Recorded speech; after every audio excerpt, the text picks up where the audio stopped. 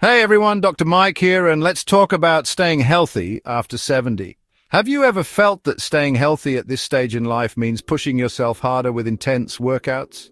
You know, those workout videos where everyone is dripping in sweat and practically bending in half? Listen, I get it. We see those images and we think that's the only way.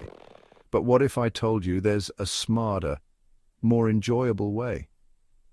Aging gracefully isn't about overexertion. It's about balance and sustainable habits that fit your body's needs at every age. In this video, I'm going to share 6 life-changing approaches that are easy, effective, and guaranteed to keep you feeling strong and energized well into your 70s and beyond. Stick around, you won't want to miss these powerful tips. When we think of staying active, images of jogging or gym workouts often come to mind, right? But here's a surprising truth. Walking at a comfortable pace can be far more beneficial, especially after 70. You don't need fancy equipment. You don't need to spend hours in a gym. All you need is a good pair of shoes and a little motivation. I want you to think about my neighbor, Ruth. At 72, she was determined to keep up with her younger friends who jogged daily. At first, she pushed herself to join them, but soon her knees and hips began to ache. She felt more drained than energized and started questioning her approach. Sound familiar? That's when she made a small but powerful change. She swapped jogging for walking. At first, she felt like she was slowing down. But over time, her joint pain disappeared, her energy levels soared, and she found herself looking forward to her daily walks. I can't tell you how many times I saw her out there, smiling and enjoying the fresh air. Ruth's story is proof that walking isn't too simple. It's a cornerstone of long-term health. Studies show it reduces stress, improves heart health, and enhances mobility without overstraining your body. Now let's talk about flexibility. We all know it often declines as we age, leading to stiffness and discomfort. Simple things like bending over to tie your shoes can become a challenge. That's why incorporating yoga into your routine can be transformative, even if you've never tried it before. Don't worry, I'm not talking about contorting yourself into a pretzel. Just gentle stretches and mindful breathing can make a world of difference. Take George, for example. A retired weightlifter in his mid-70s, George had always prided himself on lifting heavy. But over time, his shoulders became stiff and his lower back ached. He realized that strength alone wasn't enough. He needed flexibility too. That's when he reluctantly joined a beginner yoga class. I remember him telling me he felt out of place at first, surrounded by people decades younger, but within weeks he noticed remarkable changes.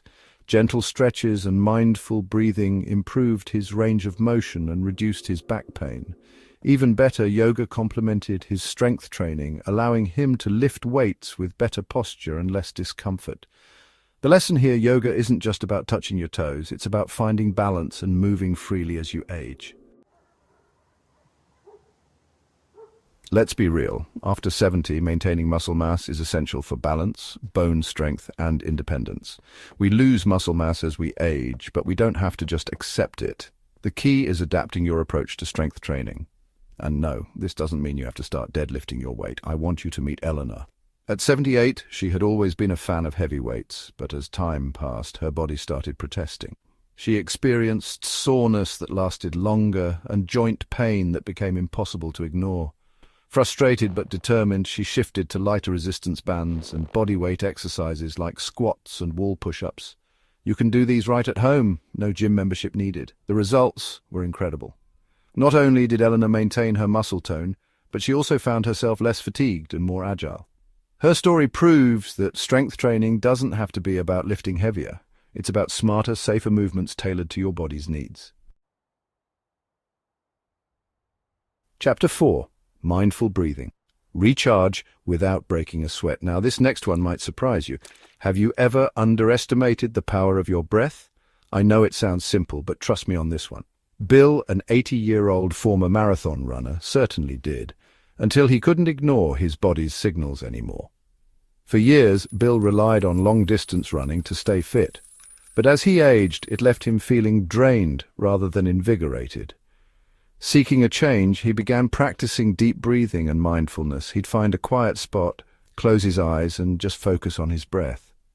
The results were surprising.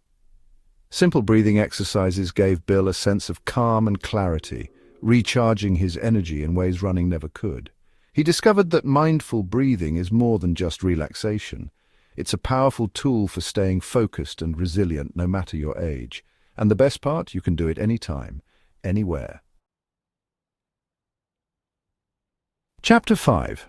Gardening. The joy of gentle activity. Who says exercise has to be in a gym? Let's face it, gyms aren't for everyone. Margaret, a 76-year-old gardening enthusiast, proves otherwise. After her doctor advised against heavy lifting, Margaret was worried she'd have to give up her beloved hobby. She loved spending time in her garden tending to her plants. Instead of giving it up entirely, she adapted by focusing on lighter tasks like planting flowers and trimming bushes. What she found was life-changing. Gardening not only kept her active, but also brought immense emotional benefits. Watching her plants grow and spending time outdoors gave her a sense of purpose and joy. Margaret's story reminds us that meaningful, light activities can nourish both body and soul. So find what you love to do, whether it's gardening, dancing, or anything that gets you moving, and make it a part of your routine. Chapter 6. Social engagement, the ultimate health hack.